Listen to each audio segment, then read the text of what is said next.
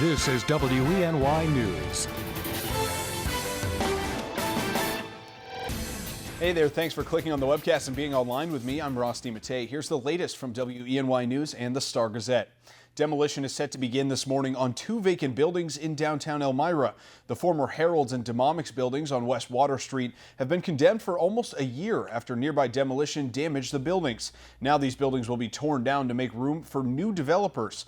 The City of Elmira DPW says Water Street...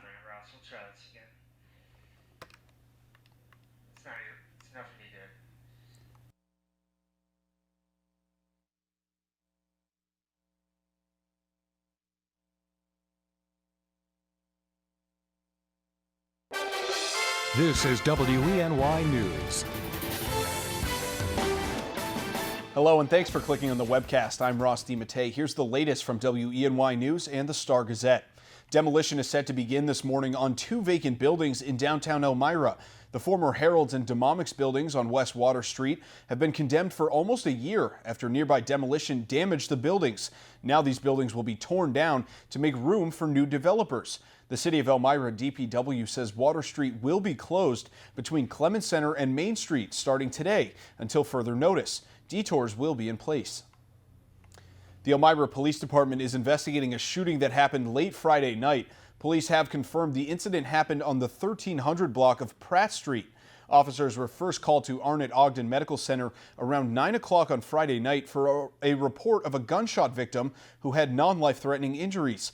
After interviewing the victim, officers learned where the shooting took place and what vehicles were involved. No other injuries were reported. The investigation continues, so if you have any information, contact the Elmira Police Department. Before you head out hunting this season, make sure you're qualified. The New York Department of Environmental Conservation is reminding new hunters and trappers they need to take a safety and education course. Before you can get a license, you must pass one or more courses that cover topics like gun safety and hunter ethics. Free training courses are offered around the state, but officials say don't wait too long because the classes fill up quickly.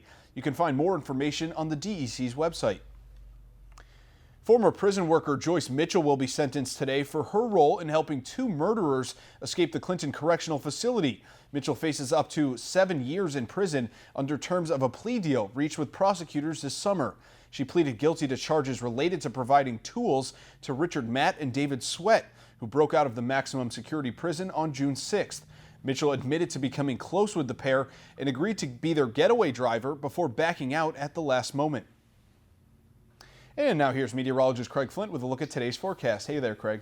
Good morning, Ross. Good morning, everyone. Got some pretty neat pictures to share with you coming up of last night's full moon, super blood moon, lunar eclipse, etc., etc., etc. And just some awesome shots, and just a quick thank you to all of you who sent in those pictures. So let's talk about the forecast in detail today. A high of 72, and we have some scattered showers moving through the region this morning. And I think throughout the course of the day, we have that risk for scattered showers. It's not going to rain every hour today, but there will be at least a few scattered showers moving through. 62 tonight with clouds and scattered showers. All right, so last night, if you were up late, like me, rubbing your eyes this morning, all right, this is what you saw. The lunar eclipse, as I put the specs back on here so I can see. Barb Stuckey. Her eye view from Hornell of the super blood moon lunar eclipse. Barb, thank you. Bill, the full moon lunar eclipse and the blood moon over Elmira last night. Good shot there. And this is the pre-umbral eclipse. So it's just coming into shadow. It's kind of hard to see, but it is there over Beaver Dams from Laura. Great shot there. This is from Claudia in Athens, Pennsylvania.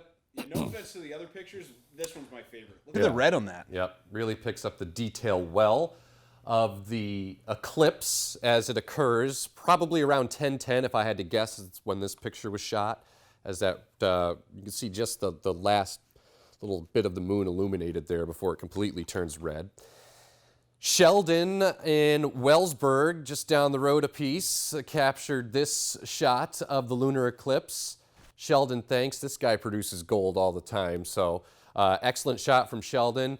And our very own Chris Kaus was looking at the moon through his telescope in West Elmira. Born and raised on the playground is where he spent most of his days. I'm just kidding. But anyway, Chris, that's an awesome shot. And again, thank you, all of you who took the time to snap the pic and send it to us. Just some great looking pictures this morning, and I thank you.